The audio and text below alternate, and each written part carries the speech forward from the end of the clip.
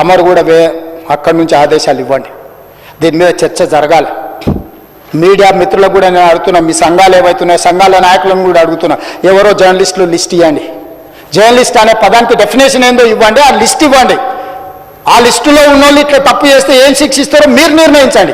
ఆ లిస్టులో లేనోడు జర్నలిస్ట్ కాడు, జర్నలిస్ట్ కానోడిని క్రిమినల్ కిందనే చూస్తాము. ఆ క్రిమినల్స్ని ఎట్లా జవాబు చెప్పాలనో గట్లనే చెప్తాం. ముసుగేసుకొని వస్తే ముసుగు ఊడవికి బట్టలు గుడ్డలు ఊడదీసి కొడతా అని చెప్తున్నా. నేను తమాషా చేయొద్దు. నేను కూడా మనిషిని, నాకు చీమునెత్తురు ఉంది. అన్నిటికీ బరాయించుకుంటే తప్పులని అన్నిటిని మోసుకుంటే ఏదో కుర్చీలు ఉన్నా కాబట్టి ఊరుకుంటా అని ఏమన్నా ఏషాలు వేయదలుచుకోరా. అన్ని చట్టపరంగానే చేస్తా. చట్టాన్ని పరిధి నేను దాటను. ప్రతిదానికి శిక్ష ఒక విధానం ఉంది. ఏది కూడా పరిధి దాటను, ఎందుకంటే నేను ముఖ్యమంత్రిని. చట్ట పరిధిలోనే అన్ని శిక్షలు ఉంటాయి. జర్నలిస్టులకు కూడా నా సూచన, ఎవరు జర్నలిస్ట్ నిజంగానే